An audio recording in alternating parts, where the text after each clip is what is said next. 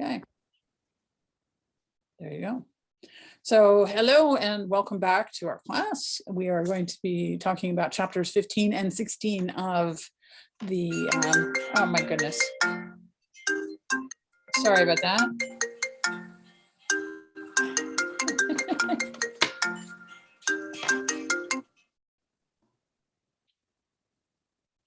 Okay, I apologize for that. I got a phone call in the middle of all that.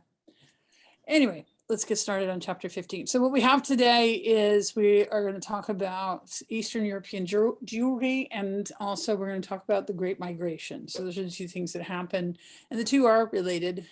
So this is actually not a bad pair of chapters to have together, because they actually, the content of each relate to the other. And I took some care to get some nice pictures today. I was kind of proud of myself. This is one of the older pictures that I had from before, so I have reused a few pictures, but I think it's just cooler when it has pictures. So that's one of the reasons why I'm willing to do that. And I buy them from iStock Video because I've heard about people having it where they put a video, or put a picture they found on the web and then have to come back and pay for that because they didn't pay for it in the first place. I don't want to be doing that. I don't want to be accidentally using pictures that I don't have rights to. So I have, these are either pictures I took myself or they are iStock in all cases. This is from iStock Photo, from their subscription. They won't, anyway. So Eastern European Jewry. This is a picture actually from Poland of the interior of a synagogue, but this is what that area looks like inside. And Poland is part of, parts of Poland are part of the Pale, the area that Russia had control over. And what happens is when Alexander II had become Tsar of Russia in 1855, Jews looked on with hope as they gained freedom.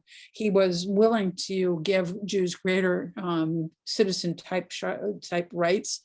He doesn't go as far as places like France, for example. So he's relatively more tolerant, but that is not a lot in the Russian context. But still, the Russian Jews were hopeful that the larger process would be possible. And although many of the Jews maintained their traditional religious lifestyle, others were influenced by the ideals of the Haskalah, which we know is the Enlightenment. That's the Hebrew word for enlightenment. And so they started attending government-sponsored schools and studying Russian and secular subjects. So they started to try to participate in Russian life, like by being able to speak Russian, by being part of, learning science and mathematics and things like that, and not being as traditional, being more committed to these sort of Western ideals of emancipation and enlightenment. However, there was a wave of anti-Semitic riots in 1881 and 1882, which created a turning point. This is in the wake of the assassination of Alexander II. And these pogroms shook the foundations of Russian Jewry, which at 5 million was then the largest population of Jews in the world at that time. So this is sort of setting the stage for what we're going to learn about in this chapter. So it's a difficult period, actually. Here's the timeline. So 1855 is Alexander II becomes Tsar of Russia, abolishes many of the anti-Jewish restrictions, not all of them.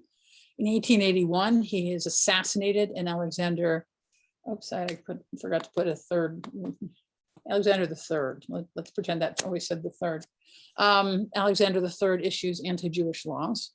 In 1882, the first Russian Jews established a settlement in Palestine. So we're going to pick up the line of what happens with Zionism, political Zionism, and all of that in our next week. So you'll start hearing about Zionists, and that'll be starting to weave into this larger narrative, but they haven't become a force yet. 1897, General Jewish Workers Union, which is known as the Bund, is formed. These are socialists. 1900, nearly half of all Jews in Eastern Europe are living in cities. The Jewish population is very much a city population. In 1903, the anti-Semitic book Protocols of the Elders of Zion is printed in Russia. And this is a persistent anti-Semitic canard. It gets reprinted, it still has a life of its own now. Anytime people claim that Jews are in control of X industry, it usually goes right back to the protocols. In 1905, more than 1,000 Jews were murdered in pogroms in Russia. So it was a very bloody time, very bloody time. So we will, any questions so far? Okay, so we've set the stage. We're now going to go into the detail on this. The tides of fortune turn. The picture is Alexander II. He looks a bit hapless, actually. In March 1881, Alexander II was assassinated by anti-Tsarist revolutionaries.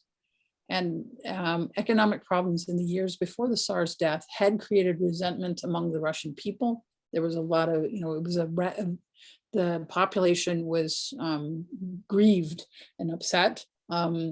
Anti-Jewish propaganda blamed the Jews for the Tsar's assassination, even though only one of the revolutionaries was Jewish. So, like there was one revolutionary who's involved in a plot that has multiple, yet that becomes the center focus of it. Throughout the spring and summer of 1881, the Russian government stood idly by as a wave of pogroms violently swept through the parts of the Pale. And so you see in 1881 and 1882 are the first wave of pogroms. There are more that happened later, all the way through 1905. And the police are complicit in it. The government officials are complicit in it. You have a destruction of property, and also, as you heard, about 1,000 people lost their lives.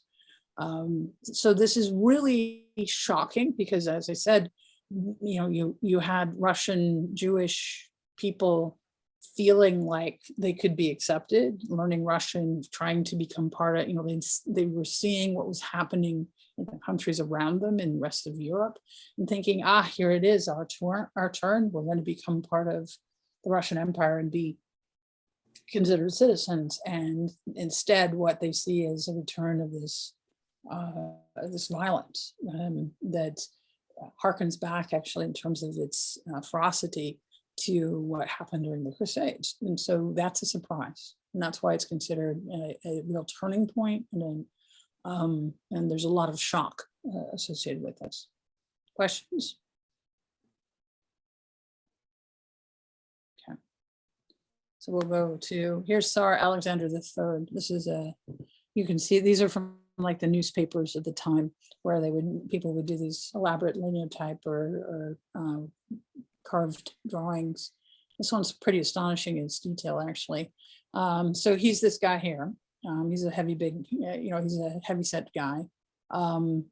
And you can see the pomp and circumstance surrounding his life, the big fancy big fancy building, the whole big brass band, all of this stuff, these women are dressed in very elaborate ways.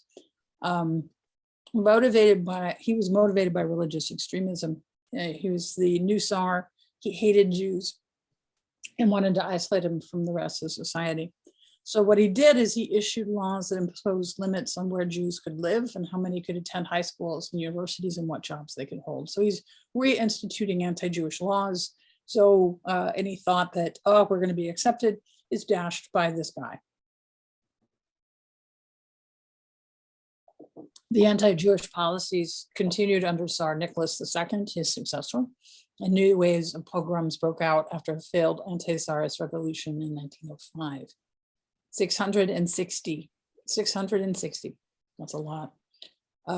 Communities were attacked and over 1,000 Jews were murdered. So that's a lot of pogroms in a fairly short period of time, because we're talking about a period of about 20 years, just shy of 20 years, and just a little bit above 20 years, excuse me. I can do math, I promise. And that's a lot of communities, and that's a lot of people.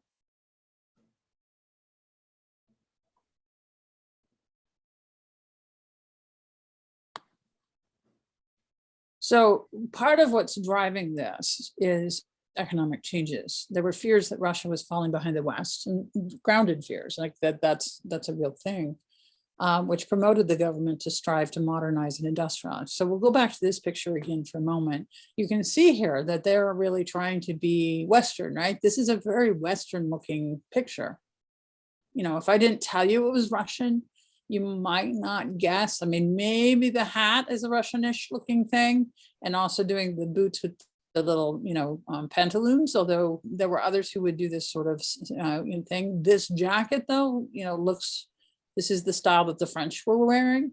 And the women are wearing, you know, these are not traditional costumes, right?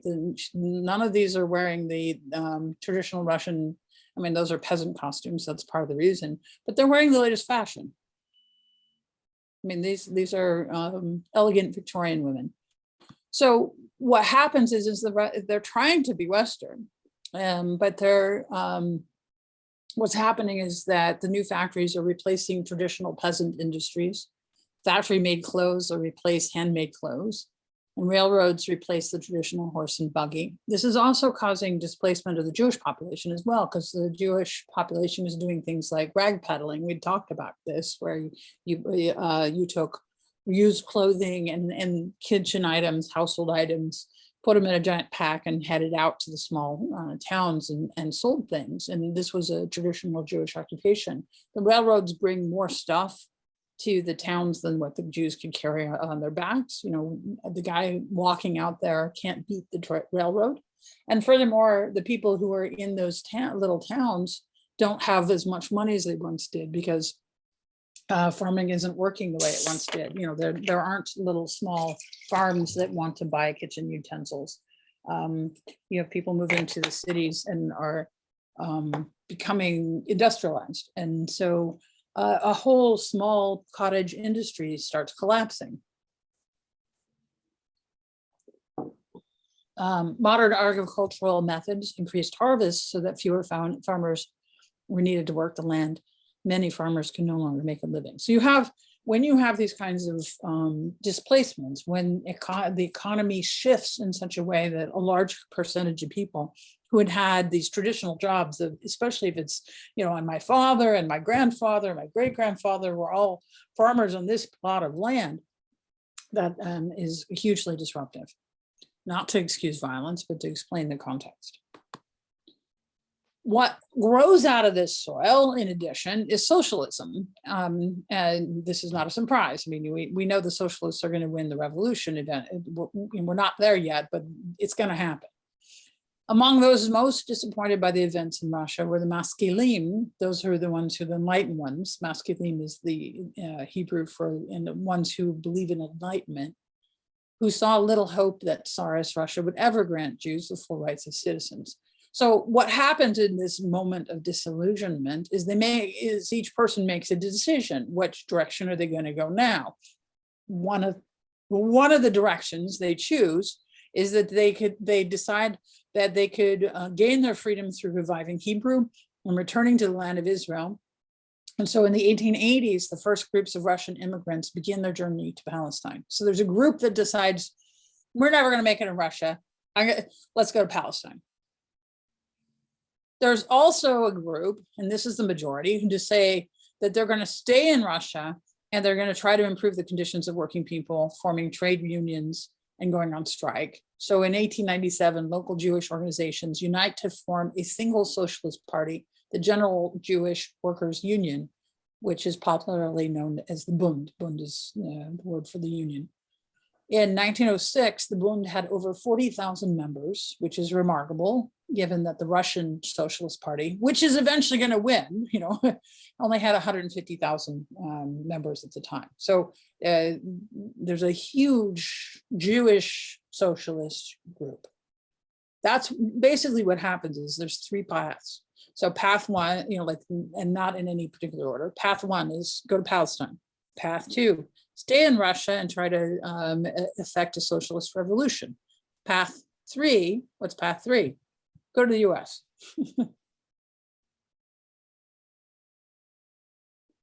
But we're not yet on, you know, we'll talk about path three shortly.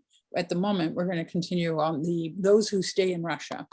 Now, Sholem, because one of the things that you also should know is, though things are bleak, you know, politically, and economically pretty damn terrible. Culturally, this is a moment of flowering. And so one of the people, there's actually flowering of literature in two languages. One of them is Yiddish and the other is Hebrew. The Hebrew people, of course, are supporting the idea of return to Palestine and are trying to revive the Hebrew language. But there's also a group that does a lot in Yiddish. The Yiddishists usually are socialists and are looking to stay. One of the Yiddishists is Shalom Aleichem.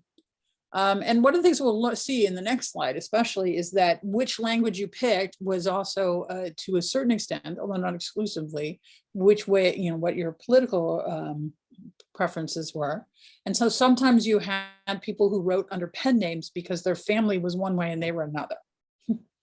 So Shalom Aleichem wrote it under a pen name, that's his pen name, because his father was a Zionist and he didn't want to upset his father by writing in Yiddish. So he writes under a pen name in Yiddish. So despite the worsening conditions in the late 1800s and early 1900s, these were decades of Jewish cultural renewal in Eastern Europe, even in the midst of pogroms. Shalom Aleichem was the pen name of Solomon Rabinowitz, who lived from 1859 to 1916. So he doesn't live that long, actually. And Shalom Aleichem is best known for his Yiddish stories of everyday Jewish life in Russia. His most famous creation was Tevye the dairyman, who remained firmly optimistic in the face of hardship, who also would quote the Bible incorrectly, is the other thing that's kind of amusing about him. And the modern American musical Fiddler on the Roof is based on the character of Tevye. It's not a direct, there's some changes to it, but it's based on that character. And the reason why I have this picture, I'm so happy with this picture here. This picture is Fiddler on the Roof in Estonian. Yeah, when we were in Estonia, they had these kiosks because they were advertising Fiddler on the Roof. So that is in fact what Fiddler on the Roof looks like in Estonian. Isn't that cool? Yeah. Yeah. It looks, yeah. And that's what Estonia looks like, by the way, Tallinn. Estonian has a lot of vowels, as you can see. See V-I-I-U-L. And I don't know if you can see there how they spell. That's how they spell Shalom Aleichem. See, Shalom Aleichem.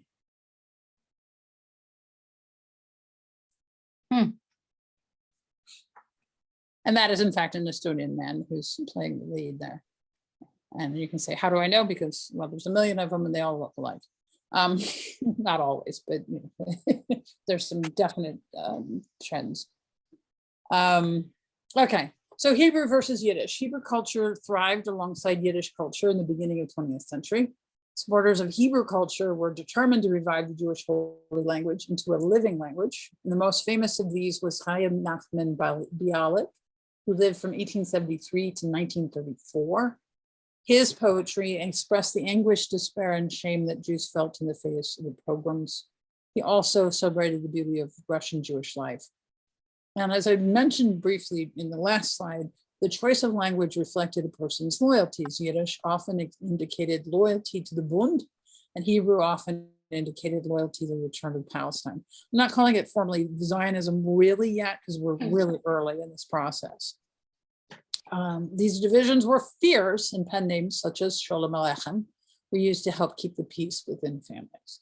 So questions about this material, that's the end of chapter 15, but yeah, but I was happy with the pictures. Yeah. Any questions? Okay, so shall we move on to chapter 16? It's a little happier. We're in the United States now. So same period in the United States. Chapter 16, the Great Migration. And, we have the Statue of Liberty back again.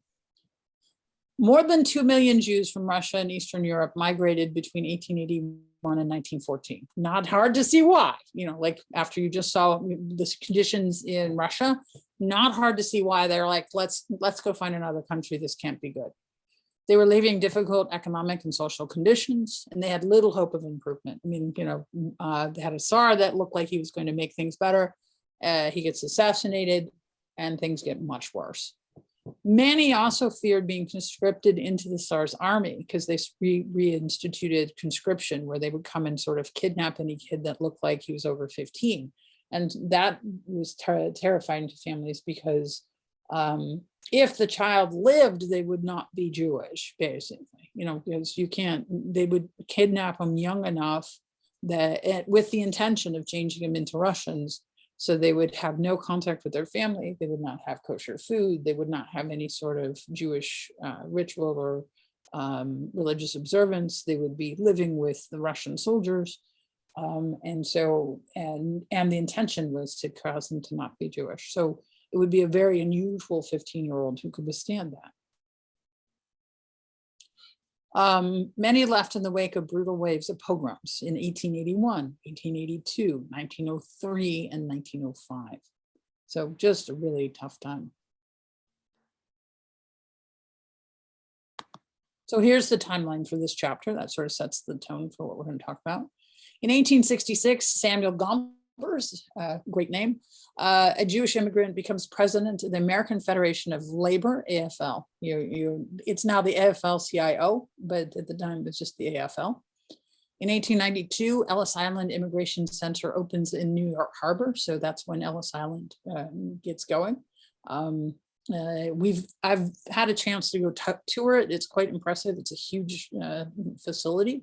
They would have these, essentially pens that people would wait in, lots of lines, but they would process quite a lot of immigrants all at once. In 1893, Lillian Wald co-founds the Visiting Nurse Service in Henry Street settlement in New York City. So this is the era of women who are doing these massive scale philanthropic projects like this. In 1909, Clara Lemleth helps lead a strike of women garment workers in New York City. But in 1911, you have the fire at the Triangle Shirtwaist Factory in New York City, which kills 146 women, many of them Jews and Italians. We'll talk about that a little bit more in detail in a moment, but it was a horrific fire. In 1914, at nearly 3 million, the Jewish community is the second largest in the world after Russia's. So this is when the American Jewish community becomes numerous and important. So making a new home. What they're all looking at, the larger picture that they, like when I put these on here, they sometimes get cropped, is Statue of Liberty is over off to the right, but it's kind of nice we got this detail because these folks look to us like Jews, don't they? I mean, they're supposed to be just general immigrants, but that they look Jewish to me, just in terms of their dress and outfits and stuff. They've got the beards, for example. But they're coming from Russia. The Jews faced challenges just leaving Russia. They often could not leave legally and snuck across borders. Remember, some of the kids were trying, some of the families were sending their kids to avoid getting conscripted, and so they weren't allowed to leave because they were supposed to serve in the army. So that's part of the reason why it's usually illegal immigration. So I think it's important also to understand that a good portion of the Jewish community, that the Russian, if you have Russian Jewish or from the Pale, so that includes places like Lithuania and some parts of Poland. And if you come in this era, it's highly likely that you came, you come from a family of illegal immigrants. I'm trying to see if I can fix the lighting on me here. They also had to travel usually through multiple countries before they could set sail. The chapter tells the story of Kahan, who eventually becomes the editor of the Forward. And he goes through Germany, through Hamburg, and then finally to England before he sets sail to the United States. Usually they could only afford a steerage ticket. And steerage means you're below deck and it's stinky, it's terrible. Because, for one thing, bath taking was not a common daily occurrence. It was usually a weekly one, if that. And the ideas of hygiene hadn't yet developed as far as they have now. So it was not a very exciting voyage. And it would take you 13 days. After disembarking at Ellis Island, immigrants waited in large holding pens to be processed by immigration officials. So they, it was a long, arduous process. It was somewhat difficult to get through. But you can see, like, I love the look on their faces. The young couple, our new life in America, it's, don't they just look rapturous? It's very sweet. Must have been really scary for those that they have to pass the health test. Yeah. And they're standing there, and then they're like, am I going to pass? Am I not? Yeah, no, it's an I do recommend making the trip down and going to Ellis Island and to the Statue of Liberty and to seeing all of these different landmarks, because it's a very moving, interesting thing to do. Also, the other thing to go check out is the Tenement Museum. These are renovated, so you can see that this is a modern picture. You got the air conditioning units in the windows, but many of the Jews moved into these urban Jewish enclaves near relatives or landslide, which were people from their hometown. Manhattan's Lower East Side attracted more Jewish immigrants than any other neighborhood, and so they were living in these brick buildings that were called tenements. Now, the interesting thing is that tenement for us tends to mean kind of a slum-like thing, although it's actually just simply reference, not all English speakers will take it that way. It can be just simply a certain arrangement of a building. But what happens with these like if you go to the Tenement Museum, you see what the tenement apartments are like. They're very small, and some of them are interior. And when you go into these, they will show you how people would live in them, and when they would have families of 8 or more sharing a tiny, sometimes windowless tenement apartment, what you would see is actually that they had people sleeping anywhere they could. This is a teeny little apartment, and fitting 8 sleeping bodies in it is a challenge. To not have them sleep, they're sleeping in the kitchen, they're sleeping on the floors, they're sleeping, if they have a couch, on the couch, they're sleeping, if they have a bed, on the bed. But if they're in the bed, there's more than one person in that bed.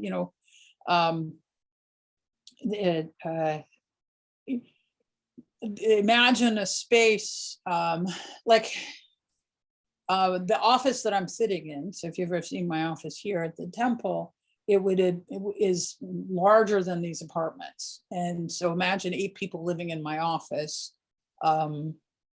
with less, but like take out some of the room. And that gives you an idea what we're talking about. It's very cramped. What's also happening in these tenements, by the way, is that they're usually also working there. So they're not just living there, but they're also working there. They're usually working, most of the tenement livers were working in the fast growing garment industry, which became the New York City's biggest industry in the early 1900s. And what happens is they're usually doing piecework. So what would happen is you not only had this tenement that was filled with 8 people or 10 people or 12 people.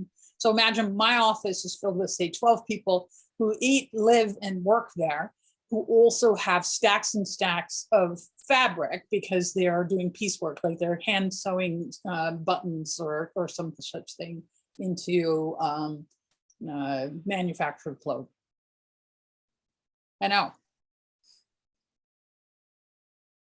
And they don't have a restroom. They have a chamber pot, and then there's they have outhouses in the back courtyard that the entire building uses.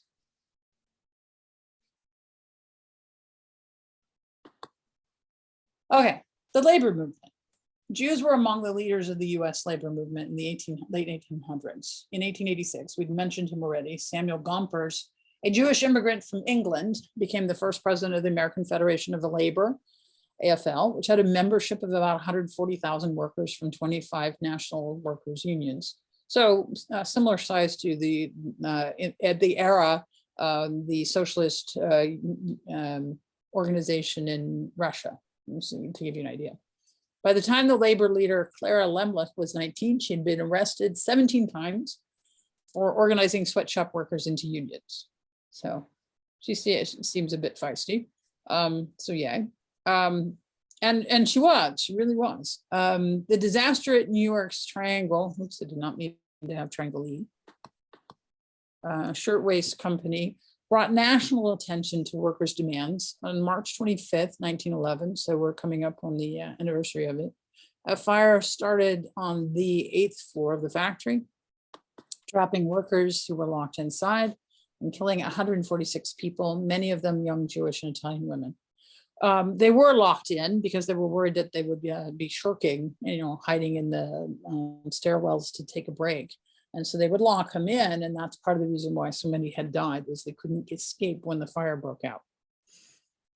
And some of them flung themselves out of the windows, and that's part of the reason why it created such horror in the general American population, and why there was actually real laws to prevent this sort of thing from happening. Is the newspapers carried stories of young women flinging themselves from a burning building, and that's the sort of thing that caused people to go, okay, this is not what we want to have happen, and yes, let's put some laws into place. Let's not allow this to continue.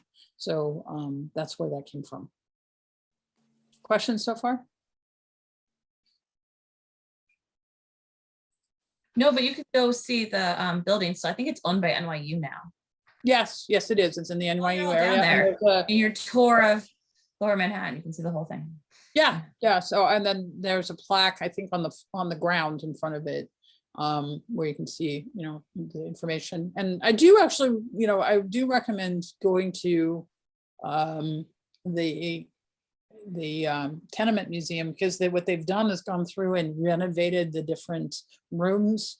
What they try to do is get really precise descriptions of the rooms, either from descendants of the ones who've been there, if they're still living, or from descriptions or pictures. And they've renovated the rooms, different rooms according to who actually lived there in such and such era. So that one of the rooms would be 1880s, and another room might be what it looked like in the 1930s and so forth. But they'll find a family and get objects from that family and reconstruct what it actually looked like.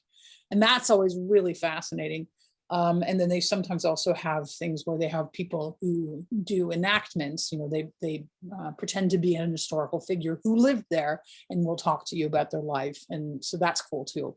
And I just find it very, very, very, very well done, because it really gives you a sense of place. The tenement itself, the apartments are tiny. They really are. And one of them is in that their particular building.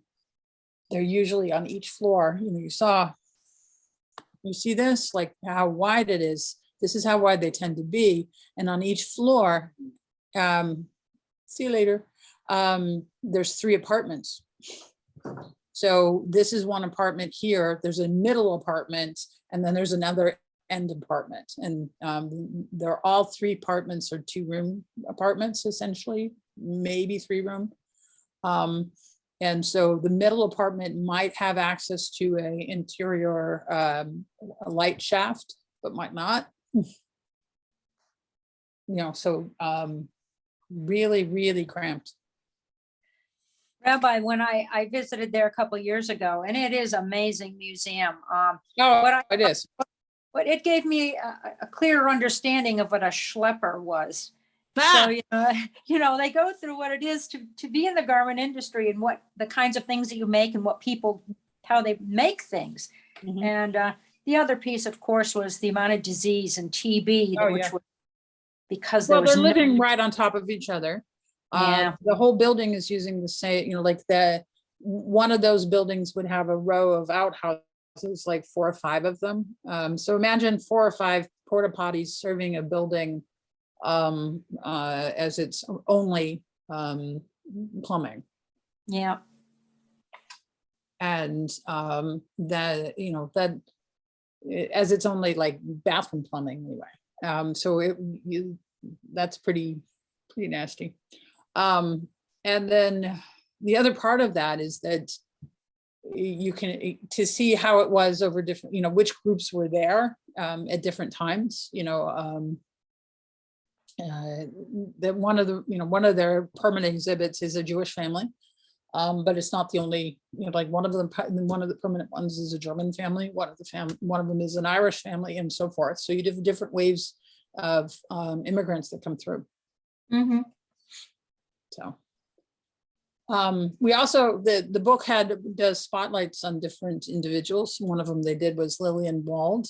She was born to a wealthy Jewish family in Cincinnati in 1867. She became a nurse instead of, just simply living off the wealth of her family, dedicating her life to the relief of human suffering up until her death in 1940. In 1893, she co-founded the Visiting Nurse Service of New York and the Henry Street Settlement. So, and she's young when you look at that. If you look at 1867, in 1893, she's not that old actually. And she's a young woman who does these things. These institutions provided important services to immigrants and the poor, Jewish and non-Jewish alike, including home health care and instruction in hygiene, parenting, English, which is normally capitalized, but hey, never mind that it's my first language, and the visual and performing arts. And then she also fought for laws to protect the rights of women and children and was an active member of the Women's Peace Party. So what happens is that the German Jewish community, and Cincinnati is dominated by the German Jewish community, that comes earlier is a bit wealthier, they having been established. And when the Eastern European Jews arrive, there's a lot of these kinds of philanthropic efforts to help them integrate. Some of it is born out of genuine altruism and genuine concern for the welfare of others. Some of it is also got tinged with a bit of, we don't want to provoke anti-Semitism by having these new immigrants confirm any anti-Jewish stereotypes. So there, it's a little bit of both, because you saw the picture of the people on the boat. Where did my picture on the people on the boat? They look probably cleaner in this picture than they would have really actually been. You know what I mean? Because they just came out of 13 days on this boat. And so there is also this, like, there's both this, we want to help, and then also this concern about we can't just leave them the way they are. Does that make sense? Mm.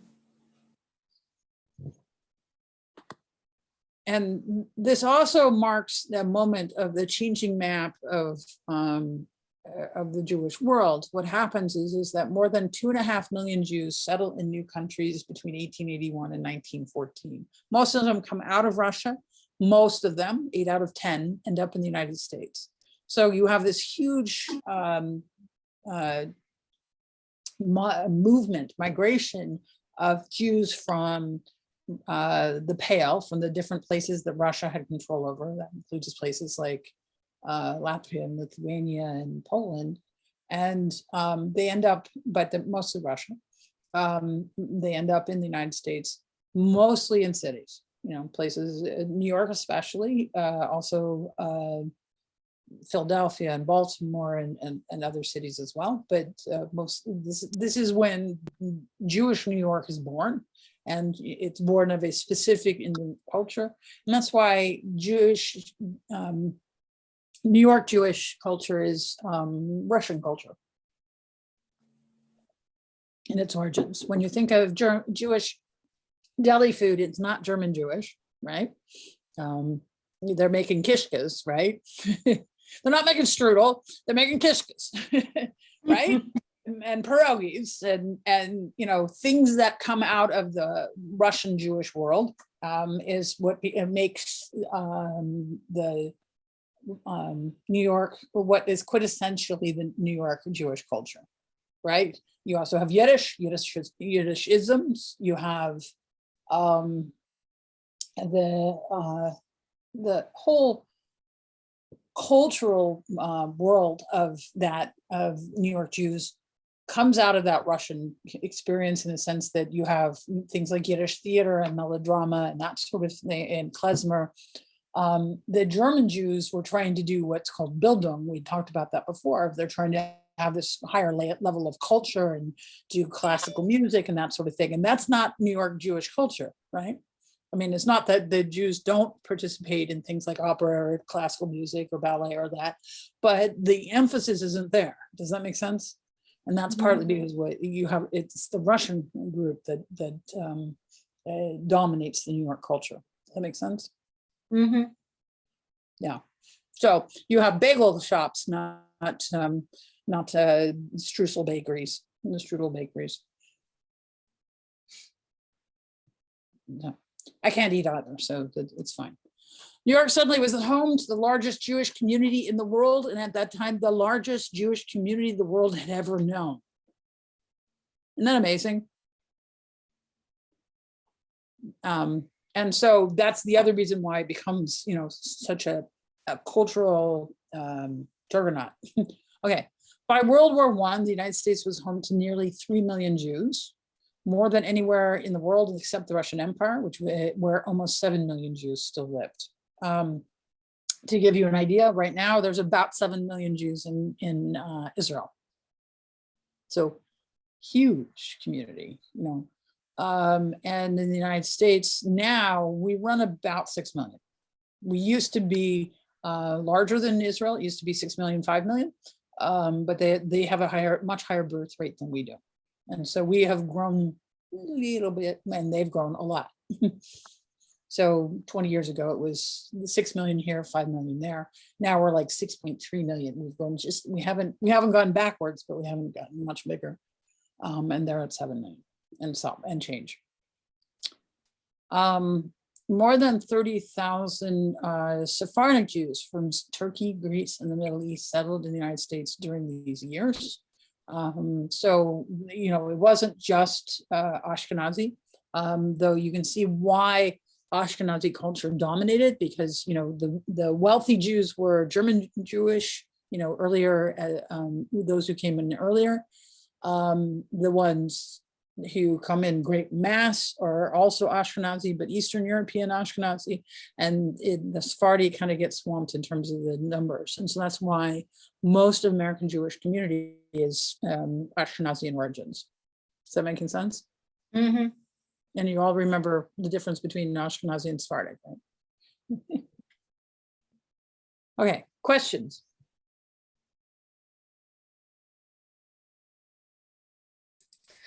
So you mentioned like that they weren't allowed to leave Russia. So how were these boats? I guess the boats were picking them up outside of Russia. Right. So what happens is when they make the migration, actually it was, which one was it? There. What happens is they have to travel through multiple countries before they set sail. So they gave the example of, I think it was Abraham is his first name, Kahan, who has to sneak out of Russia first, and then he moves. He probably moves on foot, more or less, to Hamburg. Takes a ship from Hamburg to England, and then from England sails to the United States. And what they would do, when they leave, is they would take whatever they had of value with them and any money. And, the communities would often send those who were, young and able-bodied with the stuff that they had, to go establish a new life. So he's doing things probably like bartering silver candlesticks, because it's very common for Jews to have these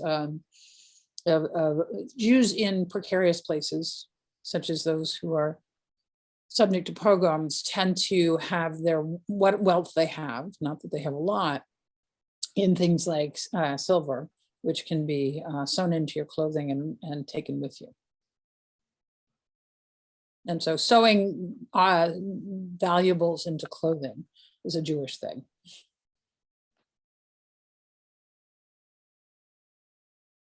So probably that's what he did, is he took,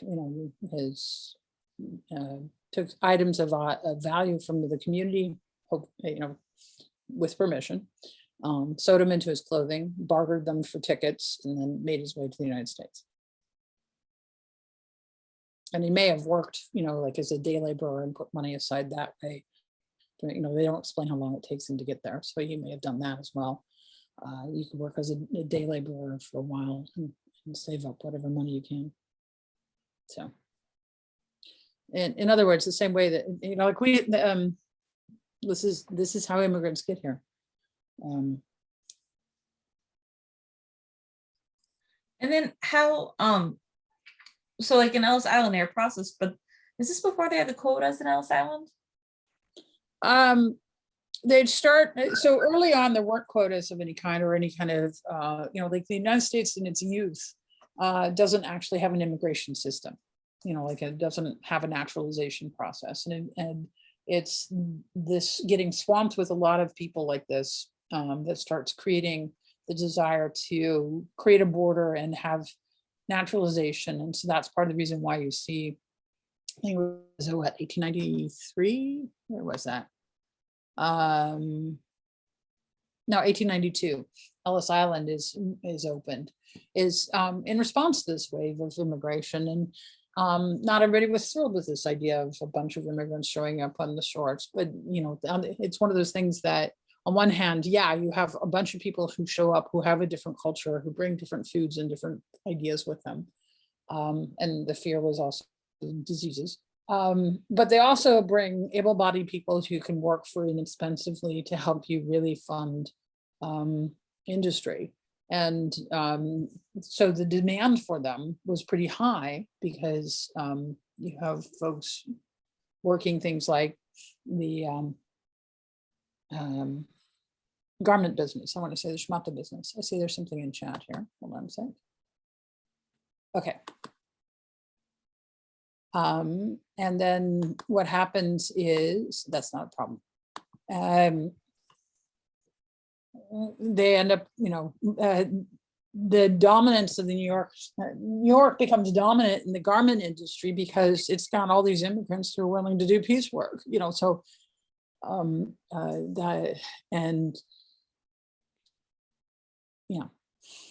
these things are all linked. Rabbi, it's my understanding that, well, previous to Ellis Island, the ship would pull up and people would get off, and it was just like that. And those were, I think those were Western Jews, most of them. And somehow when they established themselves, when the Eastern Jews came in the next waves, it's kind of amazing. They had all these programs set up for loans and to help all these people. The Hebrew Free Loan Society, for example, yes. Yes, no, it was very common to how the community did do things to help, like teach English and, notice like Lillian Wald was teaching English and hygiene and parenting skills and, all kinds of things to try to help Americanize them. And so, yeah, that was part of the process that happened. Any other questions?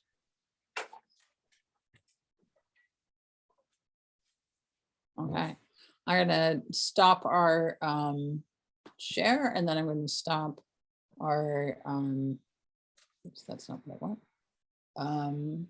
Recording. Where's the recording? Rabbi, have you seen this book? Yes. This is a great book about where you have, some of this is tough, where you have Jewish women that are abandoned by their husbands because it's not all good news. They're just trying to make it, in America. But I recommend, if I don't know how many people out there have read this, but get this book. The World of Our Fathers. Yeah, that is a really good book. There's also a Bintel Brief, which is letters of the immigrants to the forward, which then was the Yiddish Vorwärts. And that's another really good book on this. There's a lot of really good books on this whole immigrant experience, many of which are available in the bookshop of the Tenement Museum. So again, they have the best souvenir shop, I gotta say. So yeah, I'm gonna stop the recording and There we go. Stop recording.